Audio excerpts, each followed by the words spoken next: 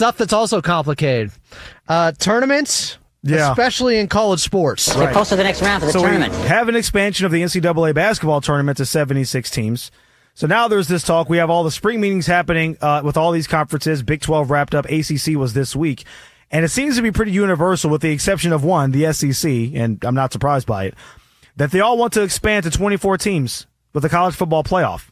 It's all about access. And Jim Phillips is the commissioner of the ACC, and he spoke earlier this week saying that, all these teams want is just a little bit more access when it comes to having a chance to compete for a championship. He brought up Florida State as an example from a couple of years ago, the relic of the old 4-team playoff, and they were left out as an undefeated ACC champion. And they lost their quarterback. Because Jordan Travis got injured the week before the conference championship game. They got smoked in their bowl game, right? Weren't they vindicated? Nobody played. They didn't play? All their guys nobody played. Nobody cared. Oh. It was a meaningless bowl game that wasn't a playoff game, so literally all their guys sat out. I thought it was more like Notre Dame. They literally did not play the game. They did not opt out. They suited guys up. Take our ball and go home. It was basically like the old NFL strike season when they just put a bunch of guys off of like the shelves from the grocery store and put them in there. Was that the season Jerry Rice had 22 touchdowns? I think, though, most of it did come against non-scabs that were out there. Yeah, I believe it They did. weren't just replacements. Yes. It wasn't Keanu Reeves and the kids. So the major argument is if you go to 24 teams, you're really, really bastardizing the regular season and making it a little bit less important. And that's the problem. Like one of the beauties of college football, and this is something we debated this for years on the old FNA podcast. We did. When it was the old days of the BCS and they were transitioning into a 4-team playoff. And like, what's too many? Well, how many teams are too many? How many are too few? Where's the sweet spot, Right. the Goldilocks spot? My initial thought was 6. Yeah. And I disagreed with you. You did, yeah. And I was like, 16? Yeah. And then I was like, all right, you know what? Let's do 10. So then it went from 4 to 12, and I was like, all right. And honestly, if not for the dumbass committee and the way they stacked Notre Dame and Miami for the entire season with the exception of the final week, I'm a dumbass. it probably would have worked out fine. Yeah. And the changing of the rules where initially you had to have the top 5 conference champions make it, it's now just been revised where all Power 4 teams, they all get automatic bids. One group of 5 team, and then the rest can fall into place. Because JMU and Tulane kind of messed everything up this past year. Really, the ACC messed it up because the ACC champion didn't make it because they were so terrible. Miami out of the ACC made it as an at-large, which opened the door for Tulane and JMU to both make it into the playoff. Miami proved themselves, but these smaller schools getting in the way they have, They get trounced. the problem is the games are uncompetitive. Right. We know they're going to be uncompetitive, but that's the way the format is right now. Right. That is, to me, the best reason for expanding. Now, I don't know if you need to expand all the way to 24. That's my problem. I still think 16 might suffice. Why not 14? The NFL does 14. Damn it, that's what 44% of the league makes the postseason. And Now, they granted, expanded recently. college football is obviously much, much bigger, and you want to have multiple people have a large piece of the pie. But if you're talking 24 and letting all these teams from all these conferences in, but when we had the 14 playoff, how many blowouts did we have when we had major conferences playing against each other? The semifinal games were miserable. Right. For whatever reason, we just could not get good matchups there. Oregon taking down Florida State and Jameis Winston before he was Winston Van Gogh in their giant schedule release. Not a fan of that one, to be honest with you. Tennessee Titans Alabama was good, by taking the way. out the Washington Huskies. Right. The Tennessee Titans was good with the lookalike their contest. lookalike contest That was hilarious. That was very clever. A white guy, and they're calling him like, oh, it's Derrick Henry over here, just because he's wearing Derrick Henry's jersey. If you feel compelled to expand, 14, maybe 16, 24 is too much. Because now, and I think somebody brought this up earlier this week. It might have been Mike Greenberg. I saw a clip that was circulating on social media, and he brought up a good point. What does number 1 Ohio State versus number 3 Michigan on Thanksgiving weekend mean if you know that they're both going to be a shoo-in for the playoff and they're both going to get a bye? What's to stop them from resting their starters? Right. And we're basically bastardizing one of the great rivalries in college sports and all of sports, and we're deeming it unimportant. It doesn't matter because the ultimate prize is winning a championship.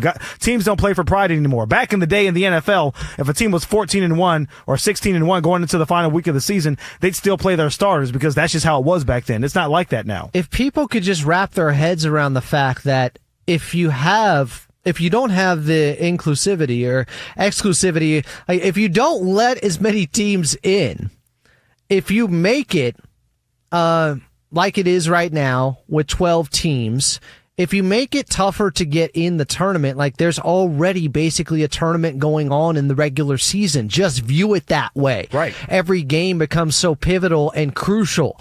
So I don't understand why people can't get that part of it. But again, when the smaller schools are getting in and you know they're going to get beat down and those make for terrible games, I'd rather have seen Notre Dame in there this past season. Well, if this past season were played under this coming season's rules, Notre Dame would have gotten in because if they finished in the top 12, they're going to get an automatic bid. They got that sweetheart deal now. Right, so that was written in to kick in this coming season, so that's something that will be taken care of. But if it expands to 14, I'm totally fine with that because it still puts at least an element of relevance into the regular season. But you get to 24 teams, you're going to have teams in the SEC, the Big Ten, that are going to have 4 losses that are going to be in the playoff. Well, and then realistically, what chance do those teams have of running the table in the tournament? Now, where did Miami end up? Were they 8th or 9th? What draw did they get? Because they did make it to the national championship and had a chance, obviously, against Indiana. That was kind of, it's weird to think of Miami as some underdog Cinderella story. Right. But for being such a low seed, they made a big time run. But if you get to 24 teams, is the 20th team really going to have a chance to do damage in a tournament like this? Now, it could just come down to the almighty dollar. Well, and what's the Rick Neuheisel line? No, the answer is money. Now, what's the question? Yeah.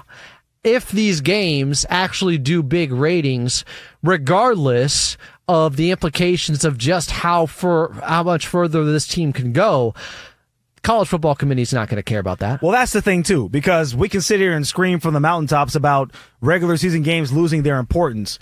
Are people going to be less inclined to watch is going to be the big question. Yeah. Now, the problem is I think it might take a few years for this to flush itself out. Because if we see a few years of Ohio State versus Penn State not mattering late in the season, if that happens for 5 straight years and, a bunch of other Alabama and Auburn not mattering for 6 straight years, maybe it starts eating into it a little bit. But it is football. It's a scarce product. It's not like college basketball. People have tuned college basketball out in the regular season for 20 years at this point in time, just waiting for the tournament. And that's my fear. I don't necessarily want that to happen. And I think it'll be a slower build if we do this and it stays that way for a long period of time.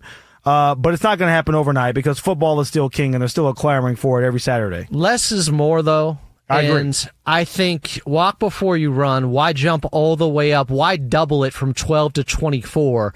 As you mentioned, just go up 2, incrementally move up and go to 14 and see how that feels. Because 12 was feeling pretty good until Notre Dame got left out. And again, the committee is the one that put themselves in that position for them to be left out. If they had Notre Dame behind Miami the entire time, and it ended up the way that it ended up, I'd had less issue with it. They pulled the rug out from underneath them because of the way they ranked them throughout the entire season and had some back-asswards logic. Now, and look, people are talking, you talk about money, and that's the thing. You have more playoff games, obviously, late in the season, December into January. I mean, you're probably going to run close to Super Bowl time if you're adding all these extra playoff games, but more on-campus games, more TV revenue, for more bidding for different. ESPN has the exclusivity right now, and they think they farmed a couple of playoff games out to TNT last year. So more games that have playoff implications or that are playoff games are going to bring more money into the networks. That's all they end up caring about. I just don't want it to end up bastardizing the greatness that is the regular season of college football, which is really outside of the NFL, the best regular season that we have left because the stakes are so high. The stakes are not going to be high if, 24 teams end up making the playoff. They just won't. Coming up next, the greatness of one of our longtime friends, Vic the Brick Jacobs, talking about, a topic that has become very relevant today because of Edwin Diaz and the Dodgers and the accusations of cockfighting. We got some sound you have to hear coming up next here on FNA on Fox Sports Radio.